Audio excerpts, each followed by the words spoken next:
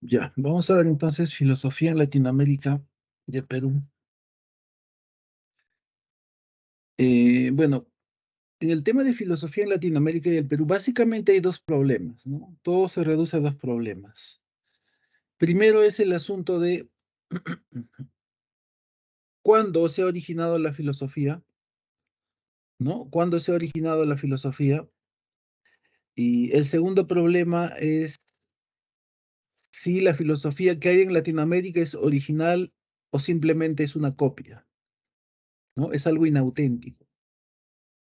Sobre el primer problema, hay dos tesis para una minoría, ¿no? En realidad una minoría sí sostiene que antes de la llegada de los españoles, lo que había aquí, ¿no? Ese pensamiento con sus características de mito, con sus características de cosmovisión, ya era filosofía, ¿no?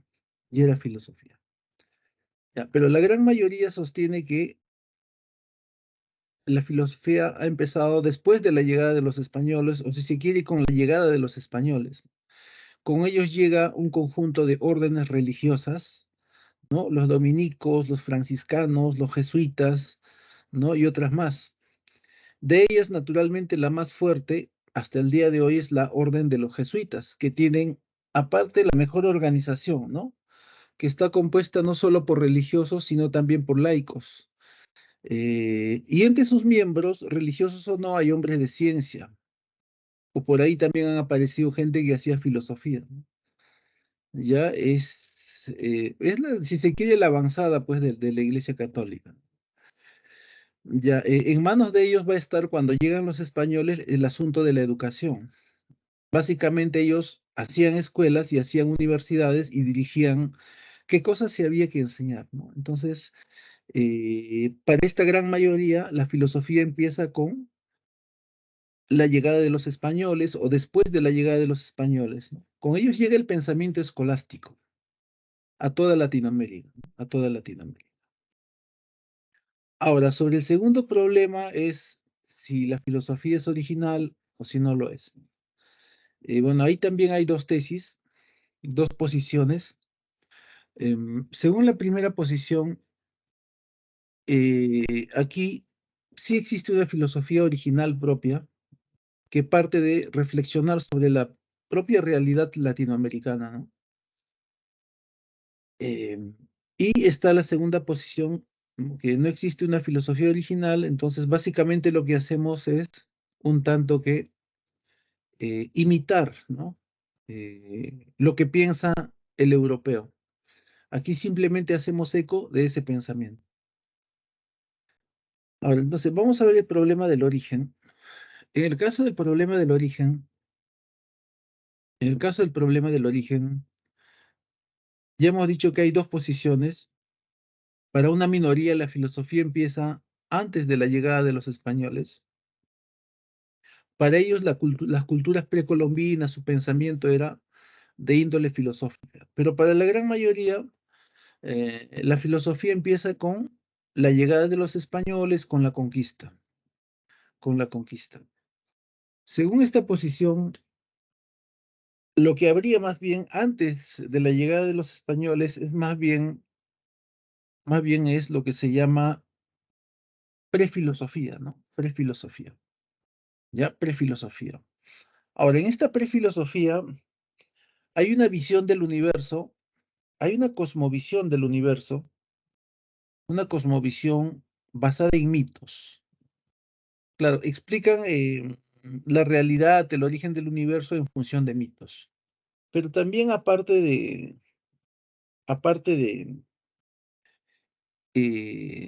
ese pensamiento mitológico, había también un pensamiento técnico. Es por eso que, ¿no? En las culturas antes de la llegada de los españoles podían canalizar agua, ¿no? Hay mecanismos de canalización de agua, de irrigación, que hasta ahora no se comprenden muy bien. Ya hacían llegar el agua a lugares donde, eh, lugares de difícil acceso, ¿no? Difícil acceso, para poder realizar cultivos, ¿no? Cultivos. Entonces controlaron ese aspecto que es de un tipo de, una suerte de ingeniería así empírica, ¿no? También hicieron cruzas genéticas. La papa, por ejemplo, en origen no era comestible, ¿no? Es producto de hacer cruces ahí, ¿no? Usar una variedad por ahí con otra.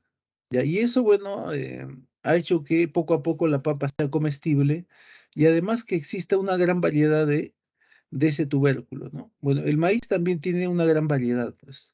Ya, eso es producto del pensamiento técnico, controlar aspectos de la naturaleza.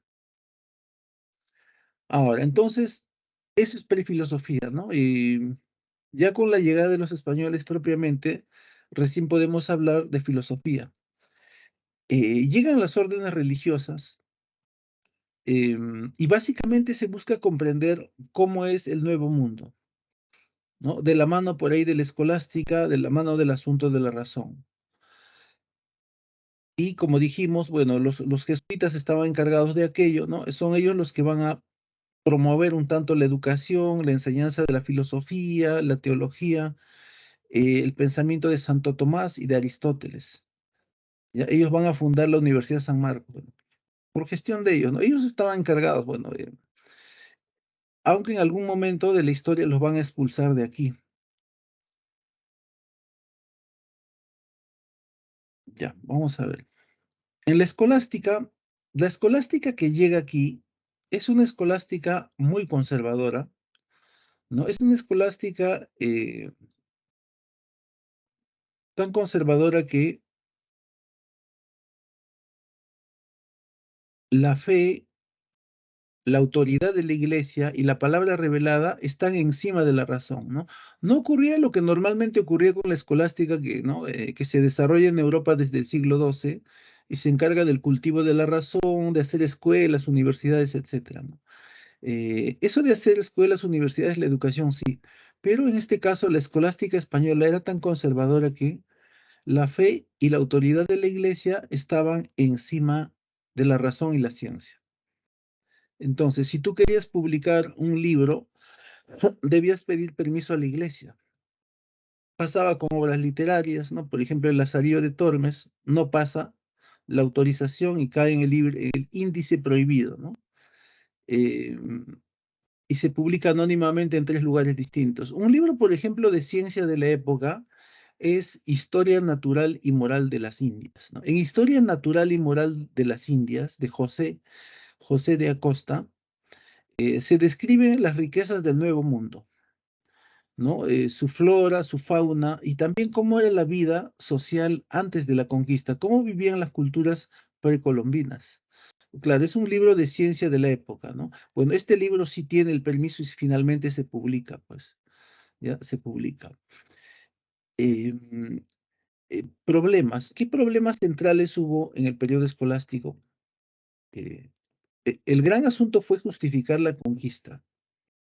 Claro, la conquista trajo la violencia de la guerra y también la violencia de la explotación del indígena, ¿no? Sobre todo en las minas, lo que va a determinar en gran medida que sean diezmados, ¿no? Esa población de millones quede muy reducida, ¿ya? ¿Y por qué ocurría esa explotación, esa violencia de la guerra? ¿No? Bueno, porque básicamente se sostenía que el indígena no tenía alma racional humana, ¿no? Recordando a Aristóteles, existen 3 tipos de alma: el alma vegetativa, el alma sensitiva y el alma racional humana, ¿no? El alma racional humana. Entonces, simplemente un sector le negaba, bueno, esa condición. Ahí estaba, por ejemplo, Ginés de Sepúlveda, ¿no? Y Ginés de Sepúlveda lo que argumentaba era, por ejemplo, que los indígenas, los precolombinos, hacían, por ejemplo, tenían costumbres salvajes, ¿no? Como sacrificar niños, por ejemplo. ¿Ya? Eso era parte del argumento para negarles la humanidad. Y por el otro lado, en el lado de la defensa, estaba Bartolomé de las Casas. Para Bartolomé de las Casas, el indígena sí tenía humanidad, ya que estos podían aprender no solamente el español, sino también hasta el latín, matemáticas, etcétera, ¿no? Por ejemplo, el caso de Juan Espinosa Medrano, sabía matemáticas, ya, bueno. y había gente culta entre los indígenas. Ese era el argumento de Bartolomé de las Casas. Ahora, se trataba de justificar en todo caso aquí, negándole la humanidad al indígena, esa explotación que hubo en los primeros años de la conquista, las primeras décadas en realidad, ¿no? Cuando se establece el sistema de encomiendas. Básicamente el sistema de encomiendas era un territorio, ¿no? Que se le da a un encomendero, y este debía cuidar a los indígenas, educarlos, sobre todo en la fe, ¿no? Aparte, bueno, que trabajaban para su sustento, ¿no? Pero en realidad se convierte en explotación, en un sistema de explotación. Eso llega a oídos del rey y bueno, hay un enfrentamiento entre los encomenderos y la corona. Es una guerra civil. Eso termina con la muerte de las principales figuras de la conquista desaparecen y se establece finalmente el virreinato, ¿no? Pero el daño de explotar al nativo, bueno, se va a mantener, ¿no? Hasta que, bueno, haya una suerte de transición de lo que va a ser dejar la colonia y pasar a la vida republicana, a la vida republicana, a la vida republicana. Y en algunas partes, bueno, en el centro del país, ¿no? Ese hecho va a ocasionar que ya no haya mano de obra, ¿no? Y por ahí se van a empezar a traer esclavos de África, ¿no? Eso se ve sobre todo en la parte centro del país, ¿no? Para el cultivo en lugares del centro del país. Claro, es muy localizado el hecho, pero básicamente ese fue el motivo, pues, ¿no? Estaba mal visto ya explotar al indígena cuando ya se está pasando la vida republicana, y ahora ¿qué hacemos, no? Ya, no pasó ese hecho. Ahora, la escolástica va a durar, va a tener una etapa bastante larga, ¿no? O sea, tiene presencia a lo largo de 3 siglos, siglo XVI, XVII, hasta bien entrado el siglo XVIII, ya el siglo XVIII. En el siglo XVIII acontece el hecho de que hay una disputa, una discusión entre el pensamiento positivista, perdón, y el pensamiento empirista. Llega el pensamiento empirista, el cientificismo empirista, el conocimiento empirista, y este empirismo se enfrenta al pensamiento escolástico. ¿Ya? Eso es lo que da inicio al periodo ilustrado o periodo de la ilustración en Latinoamérica. Ya poco a poco después van a llegar ideas propiamente de la ilustración, que tiene una fuerte influencia del racionalismo, pero también del pensamiento liberal de Locke, ¿no? Del inglés John Locke. Eh, eh, Hay ideas ilustradas en torno al conocimiento, la ciencia, el saber enciclopédico, pero sobre todo, ¿no? Hay ideas ilustradas políticas, que en origen, en gran medida, bueno, claro, tienen su origen en Locke. No por nada se dice que Locke es el que prácticamente engendró revoluciones, no sé, en Francia, en Estados Unidos, el tema de la libertad. Entre los ilustrados, por ejemplo, habla sobre la libertad, haciendo eco de lo de Locke, bueno, Voltaire, por ejemplo, Voltaire. Otros ilustrados tienen otras ideas políticas, por ejemplo, Montesquieu habla de la separación de poderes del Estado para un adecuado gobierno. En todo caso, esas ideas políticas de igualdad, de justicia, de libertad, de rechazo a la autoridad del rey, eh, aquí se sintetizan en emancipación. Se producen los primeros enfrentamientos, ¿no? Contra la corona española en este periodo, ¿no? El periodo ilustrado. Ahora, dónde se difundían? Bueno, básicamente estas ideas, ¿no? Bueno, estas ideas se difundían por varios medios. Uno de esos medios era el Mercurio peruano, ¿ya? Entonces, el pensamiento ilustrado de la época aparece eh, en el periodo, ¿no? El Mercurio peruano, ¿no? El Mercurio peruano, que era una publicación de la Sociedad Amantes del País, ¿no? Uno de los miembros más importantes ahí, bueno, el médico Hipólito Unanue, pues, ¿no? Entonces, esas ideas, sobre todo esas ideas políticas ilustradas, son los que van a orientar la emancipación, ¿no? O sea, deseos de independencia, que finalmente se va a dar, ¿no? El Perú se proclama independiente antes de que termine el periodo ilustrado. Bueno, otros países lo hacen también antes o después, ¿no? Proclaman su independencia. Otro medio, por ejemplo, donde se habla sobre la libertad, la emancipación, es la Carta a los Españoles Americanos de Juan Pablo Vizcardo y Guzmán, ¿no? Juan Pablo Vizcardo y Guzmán. Ya, entonces, poco a poco las naciones se van independizando, ¿no? Aunque en realidad España va a querer recuperar durante buena parte del siglo XIX sus colonias, o lo que llama sus posesiones, hasta que finalmente poco a poco si eso se va diluyendo, porque España también va a ir perdiendo su poderío, sobre todo su poderío naval. No se enfrenta solamente España, bueno, a sus colonias, ¿no? Tiene otros enemigos naturales como Inglaterra, por ejemplo. ¿Ya? Por ejemplo. Entonces, nos independizamos nosotros y otros países, ¿no? En esa situación queda Latinoamérica para el siguiente periodo que va a ser el llamado periodo romántico o romanticismo. En el periodo romántico, bueno, pues no, ya nos independizamos de la colonia, ya nos independizamos políticamente de la colonia, de la corona del rey, ¿no? De la corona o del rey de España. Y luego surge el problema, ¿cuál va a ser el destino de las sociedades en Latinoamérica? ¿Qué tipo de sociedad se quería? ¿Una sociedad liberal o una sociedad conservadora? ¿No? ¿Una sociedad conservadora o una sociedad liberal? ¿No? Hay una preocupación por el destino político y social de América, pues. ¿No? Entonces, los que van a definir eso son los conservadores y los liberales. Claro que al final las sociedades que se constituyen en Latinoamérica son una mezcla, pues, ¿no? Por un lado somos sociedades conservadoras por el tema de la iglesia, ¿no? Por el tema de que nos gusta por ahí mucho, a mucha gente le gusta el autoritarismo, ¿no? Que refleja la figura de un rey que no hay, ¿no? Y por el otro lado somos liberales porque nos gusta la democracia, la vida republicana, antimonárquica. Entonces, hay de dos cosas en nuestra sociedad. Pero estas ideas políticas se van a discutir en esta etapa, en este periodo, el periodo romántico. Los conservadores, que normalmente se solían reunir en lo que se llama el Convictorio de San Carlos, ¿no? Que es un lugar con bastante tradición tiene dentro del mundo conservador, ¿no? De los religiosos, de los que estudian teología, ¿no? Etcétera. Bueno, entre ellos tiene bastante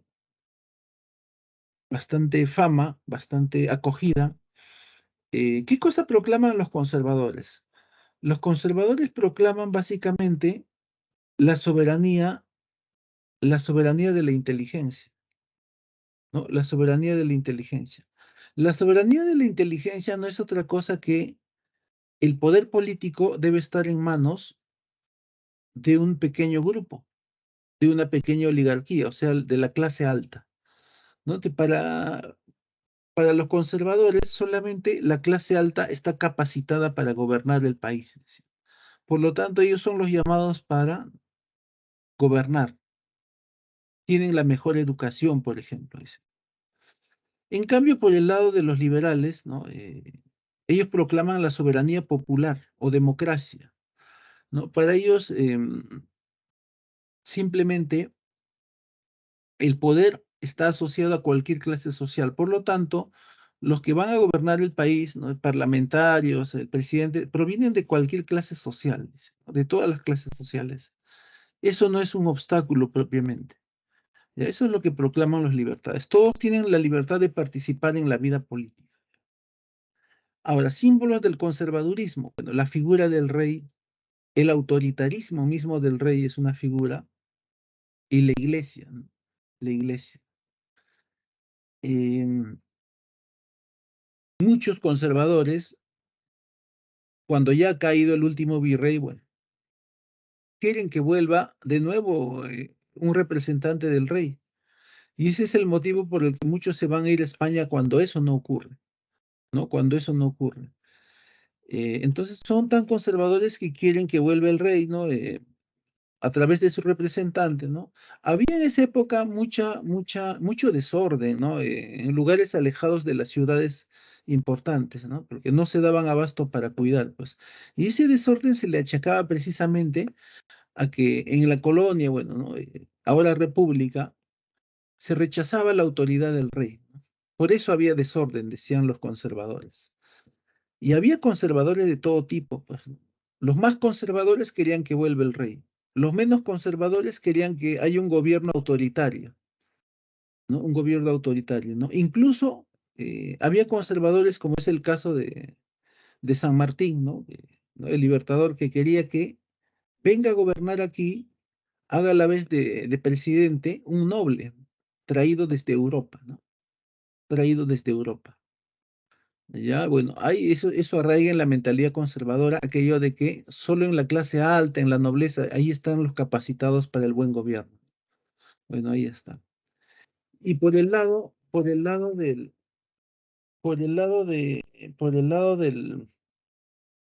lado del liberalismo, ¿no? Por el lado del liberalismo, bueno, ellos proclaman la república, pues, ¿no? Una democracia, el reconocimiento de todas las clases sociales. Todas las clases sociales están llamadas a gobernar. El respeto hacia toda manifestación de cultura, así se trata de cultura popular, ¿no? Bailes populares como la zamacueca, ¿no? Por ejemplo, ¿no? En cambio, en el lado conservador, se atacaba incluso aquellas manifestaciones populares como los bailes, pues, ¿no? Uno de estos conservadores, bueno, es ¿no? El costumbrista Felipe Pardo y Aliaga, ¿no? Él atacaba los bailes populares, ¿no? Y por el lado liberal estaba Manuel Asensio Segura, ¿no? Ahora, los liberales se solían reunir en el colegio Nuestra Señora de Guadalupe, pues, ¿no? Ahí discutían sus ideas bastante progresistas en cuanto a política, ¿no? Ya. Luego tenemos el periodo positivista, ¿no? O el positivismo. em, Bueno, resalta el hecho de que gracias a la ciencia la sociedad ha tenido una suerte de emancipación intelectual, la sociedad ha tenido una suerte o ha adquirido una suerte de progreso, orden en la sociedad, ha habido gracias al desarrollo de la ciencia, gracias al pensamiento teológico, ¿no? Entonces, ellos dejan de lado lo que es la metafísica, la teología, ya lo dejan de lado, ¿no? Se emancipa ¿no? El latinoamericano del pensamiento teológico gracias a la ciencia. ¿No? Bueno, eso lo plantea propiamente Comte, ¿no? Y acá, bueno, se defiende la ciencia y el hecho de que gracias a la ciencia hay orden, bueno, hay progreso. Hay países que se constituyen bajo ese credo, ¿no? Por ejemplo, México y sobre todo Brasil, ¿no? Brasil pone la frase orden y progreso en su bandera, ¿no? Está en la parte central en el dibujo ahí del globo, ¿no? Orden y progreso, ¿ya? Orden y progreso. Em, Otra idea importante es que los positivistas promovían una educación básicamente en ciencia, ¿no? Básicamente se debe formar al niño en ciencia, decían, ¿no? En ciencia. Y otra idea importante es el hecho de que hubo un positivismo académico, ¿no? Que se desarrolló dentro de la universidad, ¿no? Ahí están Javier Prado, Mariano Cornejo, por ejemplo.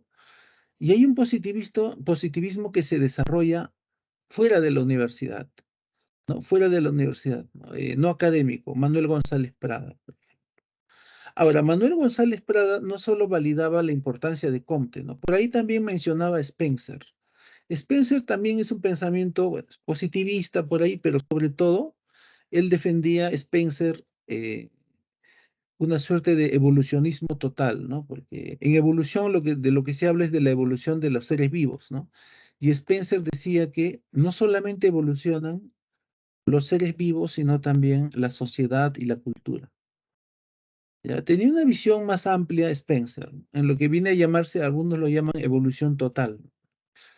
¿Ya? De estos dos autores refiere siempre en sus ensayos Manuel González Prada. Hay referencias a ellos, pues. Ahora, pero si bien es cierto, González Prada es positivista, también tuvo preocupación social, ¿no? Tiene libros de socialismo anarquista. Hay un libro que se llama Anarquía, ¿no? Bueno, el anarquismo está vinculado básicamente al movimiento obrero de los trabajadores, pues. Pero no fue tampoco la única preocupación social el tema de los trabajadores. También tuvo preocupación por ahí por el tema de los indígenas, ¿no? En el caso de Manuel González Prada.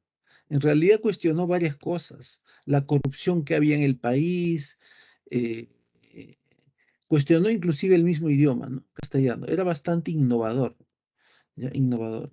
Bueno, el hecho es que Manuel González Prada, en el fondo, bueno, pues él pertenecía a la oligarquía, ¿no? Pero sin embargo se preocupaba por los trabajadores. Ahora, en el ámbito de lo científico, en una de sus haciendas él llegó a tener incluso un pequeño laboratorio.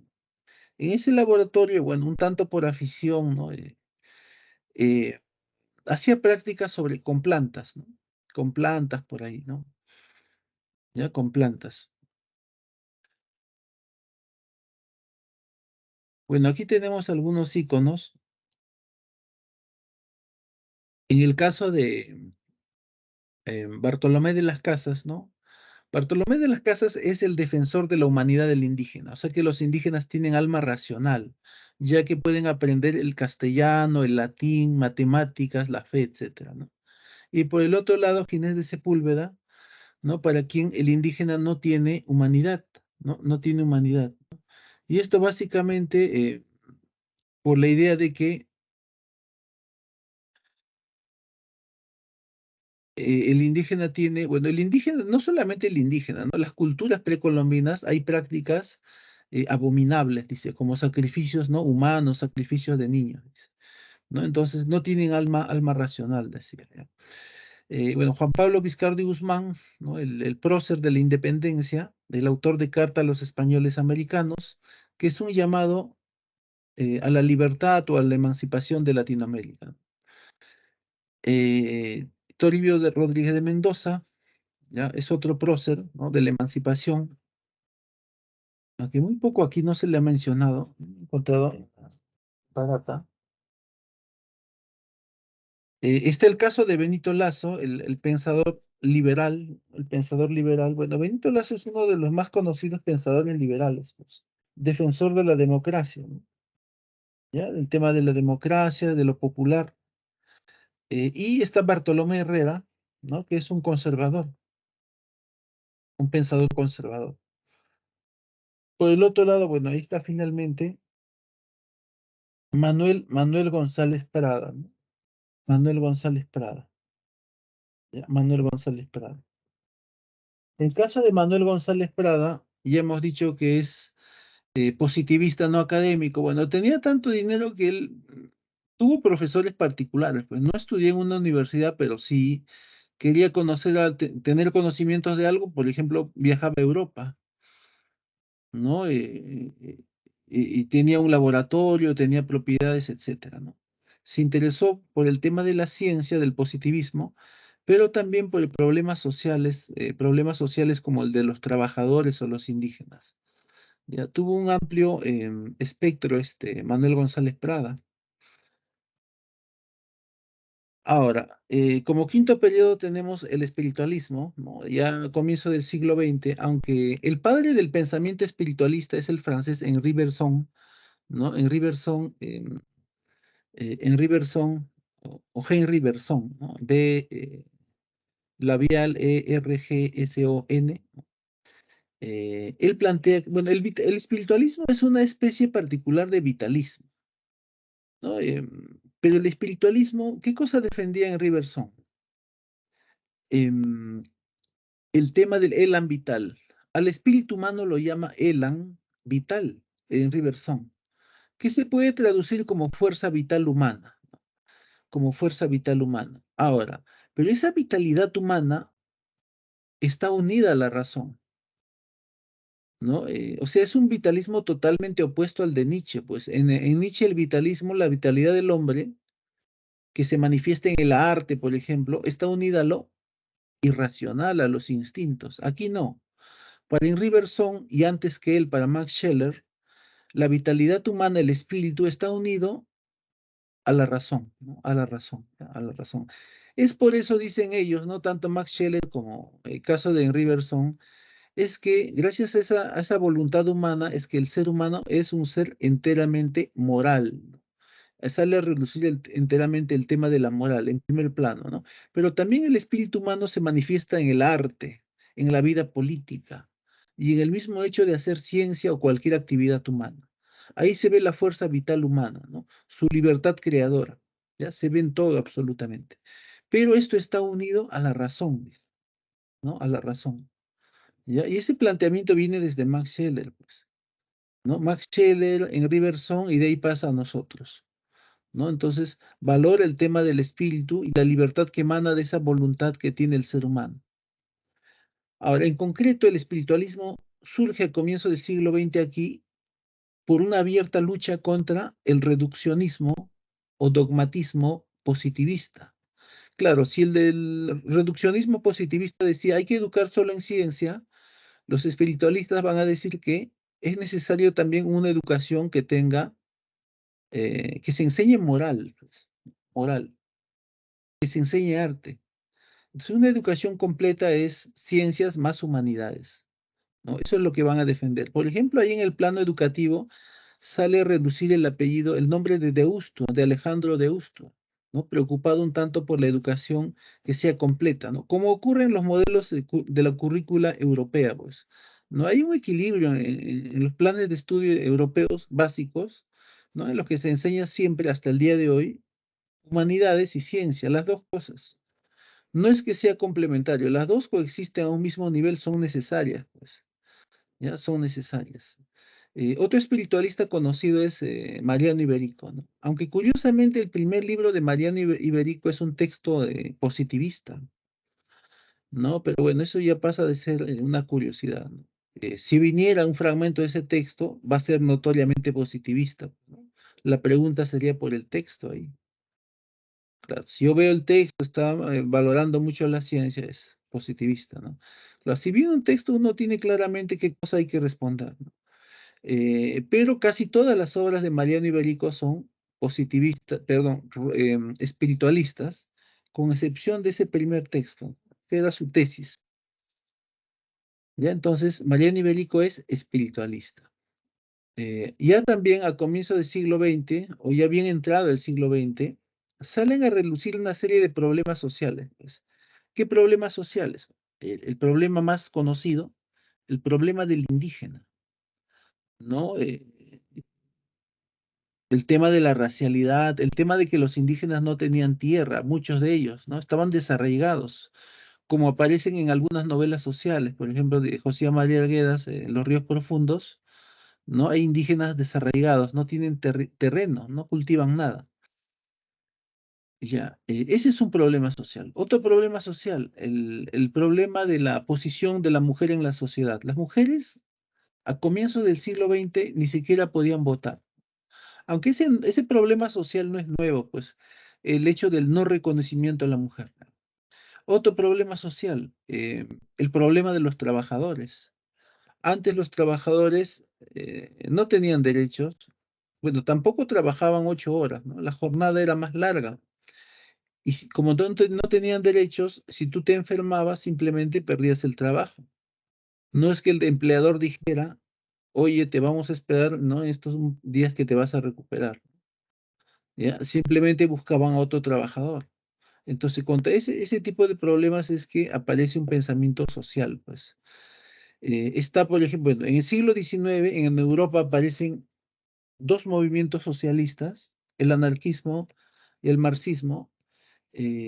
Curiosamente, los dos están preocupados por los trabajadores, ¿no? Por los trabajadores. El asociar ya el anarquismo y sobre todo el marxismo a teorías políticas estatales, eso es más propio del siglo XX, ¿no? De pensadores asociados a movimientos sociales, no como la Revolución Rusa o la China. Ya eso es muy posterior. Aquí el asunto en el siglo XIX era el tema del trabajador, ¿no? Que, por ejemplo, el que trabaja la tierra en el transcurso ¿no? de la historia ha perdido la tenencia de ella, ¿no? Bueno, eso pasó, por ejemplo, en la Europa medieval y también aquí, pues. ¿Ya? Entonces, ese es un problema, ¿no? ¿Ya? Y esto lo teorizan, bueno, en el caso de los trabajadores y de los indígenas, eh, lo teorizan, bueno, los anarquistas, por ejemplo, ¿no? Los Lévano. O el caso del marxismo, bueno, Mariátegui. ¿no? Ahí está su famoso Siete ensayos. Ya, bueno, aunque Mariátegui no solamente habla de ese tipo de problemas sociales, sino también le interesa el arte, la literatura, la poesía en especial, ¿no? Es uno de los primeros en valorar bien, adecuadamente, la poesía de Vallejo, por ejemplo. Ya.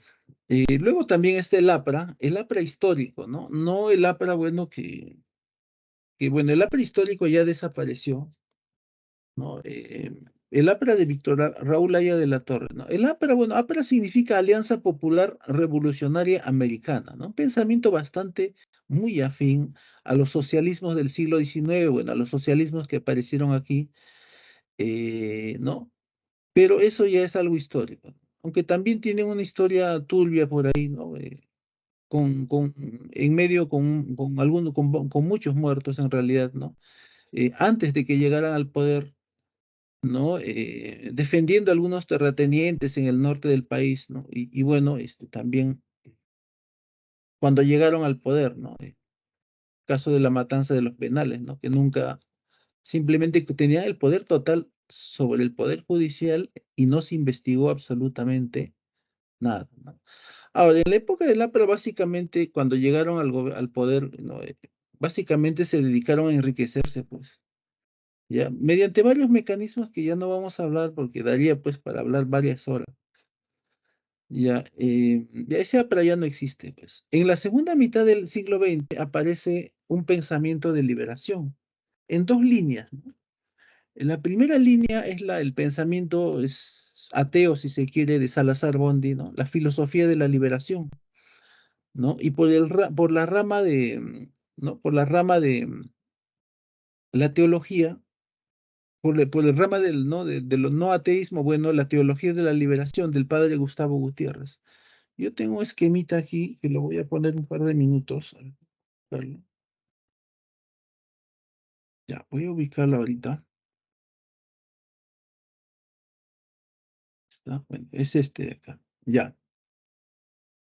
Y ahí están las dos ramas del pensamiento de liberación, pues.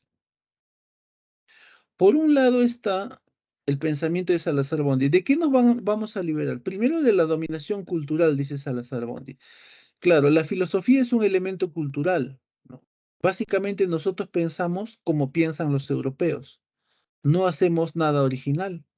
Simplemente nos limitamos a copiarlos o imitarlos. Entonces, dependemos del pensamiento europeo, ¿no? Nos dominan culturalmente.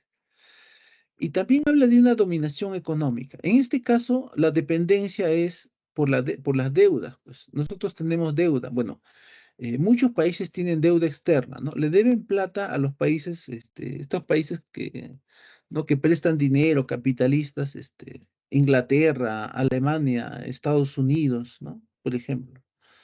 ¿Ya? Entonces, ese es nuestro caso, ¿no? Ahora bien, como nosotros debemos dinero, ¿no? Dependemos económicamente de ellos, nosotros tenemos que alinearnos políticamente, ¿no? A lo que planteen ellos, estos países, ¿no? Que nos dan dinero. Y eso ya es propiamente una dominación política, pues, ¿no? Entonces, hay hasta tres tipos de dominación, señala Salazar Bondi, ¿no? Una dominación cultural, imitamos el pensamiento europeo. Una dominación económica, dependemos del dinero de los países capitalistas. Y una dominación política, dependemos de los lineamientos políticos de esos países del primer mundo, pues. ¿No? Ahí está. Y por el lado del padre Gustavo Gutiérrez, ¿no? Liberar al hombre de qué? De sus problemas existenciales, ¿no? ¿Ya? Pero también de sus problemas socioeconómicos. Claro, ahí habla básicamente del papel del Estado en reconocer económicamente a los menos poseídos, pues, menos poseídos. Ahora, en el pensamiento de liberación del padre Gustavo Gutiérrez, ahí hay influencia de pensamiento cristiano, naturalmente, pero también del socialismo marxista europeo, ya con el tema del reconocimiento económico, pues, ¿no? Por ejemplo, yo no puedo decir, yo Estado, no puedo decir, te reconozco a ti que vives en Huancavelica si yo no invierto dinero en que mejore tu condición de vida. Ya básicamente es esa plantea. Ahora, bueno, está complementariamente, de una vez vamos a hablar de Dussel, que se le menciona también por ahí. Dussel recoge el pensamiento de liberación tanto de Salazar Bondi como el de Gustavo Gutiérrez. Va a sintetizar ambas cosas, ¿no? Eso es lo que va a hacer. ¿Ya? Él es un pensador nacido en Argentina, pero radicado luego en México. Por lo tanto, se le considera argentino-mexicano. Es un filósofo y teólogo a la vez. ¿Ya? También es teólogo, ha estudiado teología.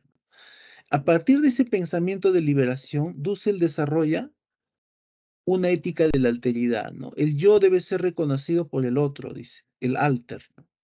Entonces, a partir de ese reconocimiento, él elabora una suerte de ética, ¿no? Un pensamiento ético humanístico, ¿no? A partir del tema del reconocimiento del yo por el otro, pues. Ya, pero todo parte del pensamiento de liberación, ¿no? Vamos a volver aquí. Ya, y en la filosofía actual, bueno, en la filosofía actual hay diversos temas. Está, por ejemplo, el tema de la educación misma. El mismo Salazar Bondi se preocupa por la educación, también por el tema de los valores. En ámbito de las ideas políticas, Miro Quesada es el ideólogo político de Acción Popular. Es una suerte de partido de derecha con preocupación social en sus orígenes, ¿no? Ese es el origen humanístico de Acción Popular. El que teoriza ese asunto es Francisco Miro Quesada, precisamente. Ahora, aparte de eso, a Francisco Miro Quesada le interesa también las matemáticas y la lógica. Muchos lo señalan como el introductor de la enseñanza de la lógica aquí en Latinoamérica, ¿ya? Y por ahí también se menciona, no sé, a Enrique Dussel, ¿no? De quien ya hemos hablado, ¿no? Que trae a colación un nuevo aporte, ¿no? Algo más reciente, ¿no? Ya, bueno, aquí están, en estos iconos están, bueno, Alejandro de Ustua, ¿no? El educador, o el preocupado por la educación en el periodo, ¿no? El periodo espiritualista, está preocupado por la educación y quiere que haya una educación equilibrada, ¿no? O sea, no solamente ciencias, sino también humanidades, ¿no? Enseñanza de ética, por ejemplo, de moral, de arte. Caso de Mariátegui, ¿no? El pensamiento marxista, eh, de honda preocupación social. Francisco Miro Quesada, el ideólogo humanístico de Acción Popular, y el padre Gustavo Gutiérrez, ¿no? De la teología de la liberación. Ahora, luego tenemos este último problema, pues, ¿no? El problema de si la filosofía en Latinoamérica es original o no lo es, ¿no? Simplemente lo que hay aquí es una suerte de copia, ¿no? Entonces ahí hay dos respuestas o dos posiciones. Primero está la posición de Salazar Bondi, de Augusto, ¿no? Ser hermano del literato Sebastián, ¿no? Y para Augusto Salazar Bondi, bueno, con toda esta teoría, ¿no? Ya que nosotros dependemos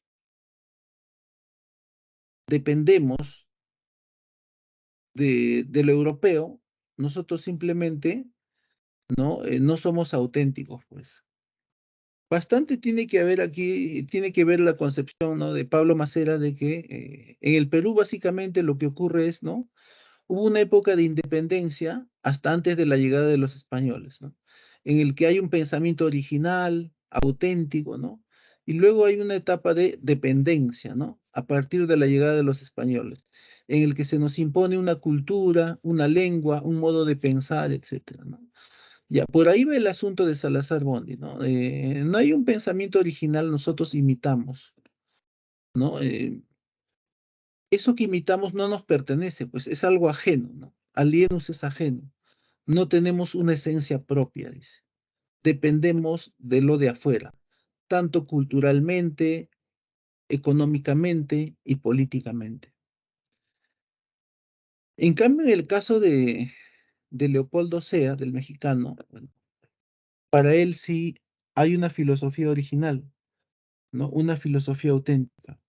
Y este hecho parte de que nosotros ya reflexionamos sobre nuestra propia realidad, por ejemplo, nuestra vida política, ¿no? Cuando el latinoamericano reflexiona sobre la vida política, que se ha desarrollado a lo largo del siglo XX, eso ya es filosofía auténtica, ¿no? Se entiende filosofía auténtica para Leopoldo Sea. O cuando el latinoamericano habla sobre el desarrollo del arte en Latinoamérica, corrientes como el indigenismo, teoriza sobre ello, eso es algo que inherente a nuestra propia realidad, por lo tanto, es una filosofía estética en este caso, original o auténtica, dice, original o auténtica. O cuando el latinoamericano habla sobre la realidad social en general, sobre una sociedad, ¿no? Como por ejemplo la mexicana en El laberinto de la soledad de Octavio Paz, eso ya es hacer filosofía para Leopoldo Sea. Ya bueno, hay ese planteamiento general que hace Sea, pues, que la autenticidad viene simplemente de pensar en torno a nuestra propia realidad, ¿no? A los problemas que surgen aquí en Latinoamérica, ¿ya? En Latinoamérica. ¿Ya? Eso es lo que plantea Leopoldo Sea, ¿no? Leopoldo Sea. Leopoldo Sea. Voy a poner aquí las claves, no sé si estas son. Voy a reducir, no sé si acá habrá chat o de repente alguna pregunta en estos. Todavía hay 3 minutos, casi 3 minutos. Ya, sí hay chat aquí inclusive.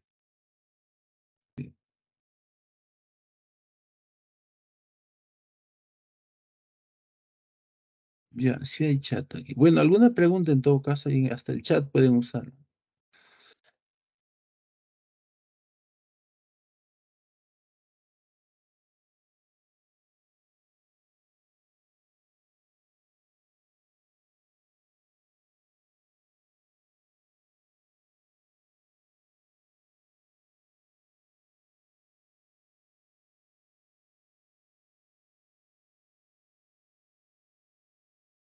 Ya,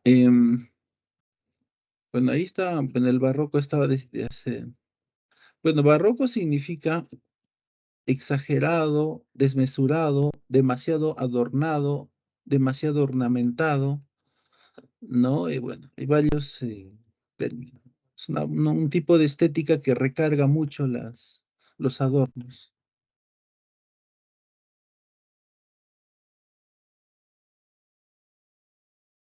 Ya, ¿alguna pregunta sobre el tema? Entonces, a ver. Aquí hay un glosario. Es un glosario de términos. Bueno, escolástica sabemos qué cosa es, pues, ¿no? Escolástica viene de escuela, es esta parte del pensamiento medieval surge en el siglo XII, básicamente porque había nobles que no sabían leer ni escribir, ¿no? Entonces deciden los sacerdotes educar, cultivar la razón, haciendo escuelas, haciendo universidades. Bueno, esa directriz también se aplica aquí, pues, ¿no? Bueno, básicamente se enseña en la escolástica o se valora bastante a Aristóteles, ¿no? La ilustración, bueno, movimiento que tiene bastante influencia del racionalismo, pero también del pensamiento liberal de Locke.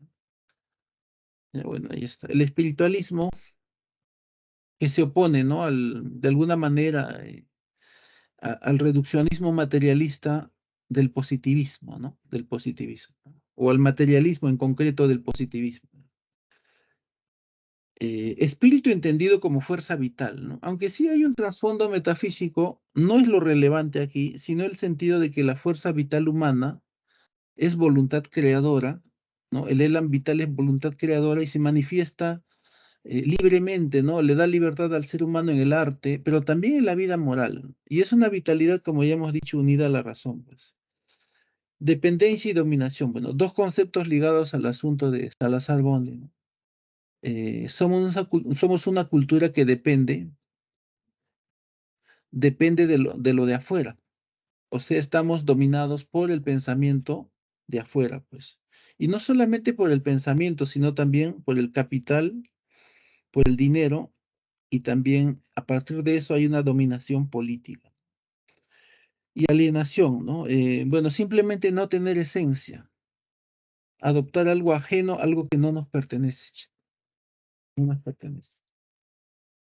Ya bueno, nos quedaremos aquí. Ya nos estaremos viendo la siguiente semana